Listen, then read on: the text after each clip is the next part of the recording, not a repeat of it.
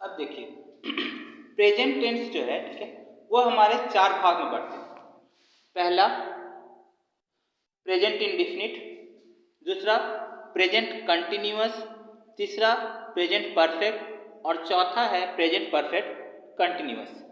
अब ये जो प्रेजेंट इंडिफिनिट है, पहले हम लोग इसके बारे में पढ़ेंगे कि ये क्या होते हैं। उसके बाद फिर हम लोग प्रेजेंट कंटिन्यूअस पढ़ेंगे, फिर प्रेजेंट परफेक्ट पढ़ेंगे और फिर प्रेजेंट परफेक्ट कंटिन्यूअस पढ़ेंगे। प्रेजेंट टेंस वर्तमान काल, अब ये क्या होता है? अभी हमने पढ़ा कि जो हम लोग आज का जो काम कर रहे हैं वो सब प्रेजेंट टेंस में होता है। अब इसमें क्या है, इसमें चार भाग हम लोग अभी पढ़े थे। तो इसमें जो सबसे पहला पार्ट है वो प्रेजेंट इंडिफिनिट का है। तो प्रेजेंट इंडिफिनिट को हम लोग कैसे पकड़ेंगे? तो देखिए, हिंदी के अनुसार जिसमें लास्ट में ता है, ती है, ते है आ जाए तो वो हमारा हो जाएगा प्रेजेंट इंडिफिनिट। जैसे मान लीजिए मैं बाजार जाता हूं, तो बाजार जाता हूं तो वो क्या हो गया? प्रेजेंट इंडिफिनिट हो गया। तो यहां पर प्रेजेंट इंडिफिनिट के अलग अलग स्ट्रक्चर हैं। जैसे फर्स्ट पर्सन में जो सिंगुलर पर्सन है वो हो गया आई, और जो प्लूरल है वो हो गया वी। तो सिंगुलर और प्लूरल, तो सिंगुलर में आई होता है और प्लूरल में वी होता है। तो इसके अनुसार हम लगाएंगे subject plus V1 plus object. Second person क्या है? यू, इसमें क्या है? Subject plus V1 plus object. Third person singular क्या होता है? इसमें चार पोर्शंस आते हैं। पहला ही यानी लड़का के लिए, सी लड़की के लिए, इट नॉन लिविंग थिंग्स के लिए, और सिंगुलर नेम के लिए जो हम लोग जैसे राम, श्याम, मोहन, ये सब अगर एक नाम है तो उसमें हम लोग सिंगुलर नेम कहते हैं। उसके लिए हम लोग लगाते हैं subject plus V5 plus object. अगर इसी देखिए वर्ब को पहले हम लोग समझ लेते हैं। वर्ब क्या होता है? यहाँ पर V1 लिखा हुआ है। अब वर्ब माने होता है क्रिया। देखिए जैसे मान लीजिए खेलना, पीना, हंसना, ये सभी क्या हो गया? हमारे क्रिया हो गया। मतलब एक तरह का बोल सकते हैं हम लोग एक्शन वर्ड। जो भी हम लोग एक्शन करते हैं या जो भी हम लोग कार्य करते हैं उसको हम लोग वर्ब करते हैं। तो वर्ब यहाँ पर V1 हो गया और V5। V1 को हम लोग एक तरह से रूट वर्ब बोलते हैं। मतलब एक तरह से रूट वर्ब करने का अर्थ क्या हुआ कि देखिए ये अगर प्ले है और प्ले को हम लोग एक तरह से मान लीजिए रूट वर्ब अगर हम लोग बात करें तो ये रूट वर्ब क्या हुआ कि जिसको भी हम लोग एज ए एक्शन जानते हैं उसको हम लोग बोलते हैं रूट वर्ब। अब रूट वर्ब का V5 क्या हो गया? प्लेज। और यहां पर अगर देख रहे हैं एक गो है, गो का V5 अगर करें तो गोज हो गया। अब कैसे समझेंगे कहां पर एस लगता है और कहां पर ईएस लगता है? तो देखिए जनरल तौर पे हम लोग एस लगाते हैं, लेकिन जिसमें अगर ईएस कहां पर लगता है, देखिए अगर किसी के लास्ट में एस आ गया, डबल एस आ गया, एसएच आ गया, सीएच आ गया, जे आ गया, ओ आ गया, जेड आ गया, तो ये सभी हम लोग क्या करते हैं? ईएस लग जाते हैं। जैसे देखिए यहाँ पर गो है तो गो में GO है, यानी लास्ट में ओ आ रहा है तो ओ में क्या हो जाएगा? गोज। अब उसी तरह से अगर हम लोग और के बात करें तो कॉन्सोनेंट प्लस वाई। अब कॉन्सोनेंट प्लस वाई में क्या होता है? IES।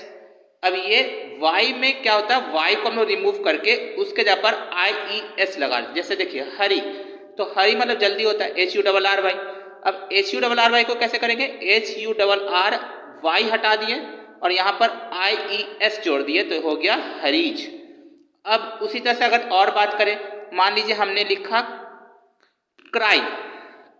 अब देखिए CRY क्राई है तो क्राई का क्या हो जाएगा? Cries, CRIES। तो ये जो है वो क्या हो गया? YIES हो जाएगा।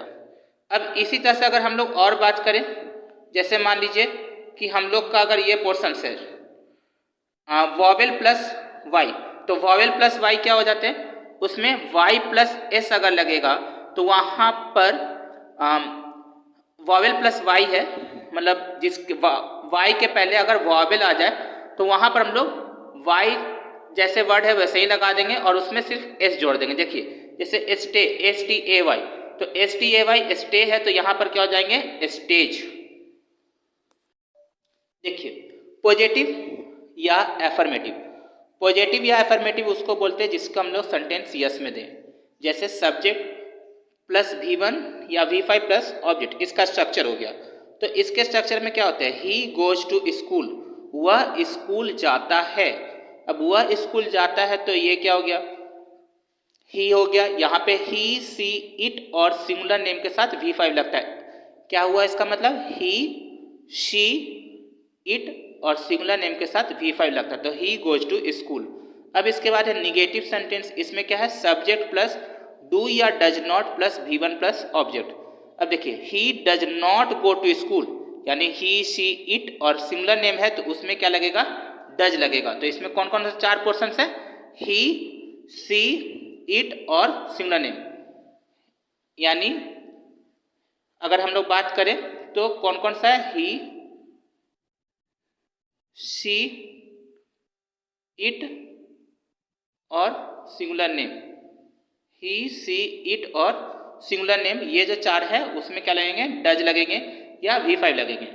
तो he does not go to school, अगर वही आई रहता तो हो जाता I do not go to school. अब ये इंट्रोगेटिव है, इंट्रोगेटिव में क्या होता है, डू या does plus subject plus V1 plus object. तो यहाँ पर क्या हो गया, do we go to school, क्या हम लोग स्कूल जाते हैं, और यहाँ पर क्वेश्चन मार्क है। तो इंट्रोगेटिव का मतलब ही होता है प्रश्नवाचक। तो प्रश्नवाचक जो भी वाक्य होते हैं उसमें हम लोग, फोर्थ होता है इंट्रोगेटिव निगेटिव। अब इसमें क्या है, ऐसे क्वेश्चंस भी होते हैं जिसमें ना का प्रयोग हो, जैसे क्या मैं स्कूल नहीं जाता हूं। तो इस तरह के पोर्शंस को हम लोग क्या कहते हैं, इंट्रोगेटिव निगेटिव। अब इसका स्ट्रक्चर क्या होता है, do plus subject plus not plus V1 plus object. ये तो सभी केस में हो गए, जैसे आई, वी, यू और दे में ऐसे भी रख सकते हैं, यू, वी, दे, आई। तो यू, वी, दे और आई, ये 4 फॉर्म में हम लोग क्या करते हैं, डू का इस्तेमाल करते हैं। अब देखिए, ही, सी, इट और सिंगुलर नेम में क्या लगता है, डज लगता है। तो does plus subject plus not plus V1 plus object. तो एग्जाम्पल में क्या है, do I not go to school, तो यहाँ पर आई लगा हुआ तो उससे पहले क्या लग जाएगा, डू। अब दूसरा क्वेश्चन क्या है, does he not go to school, तो यहाँ पर क्या है, डज है।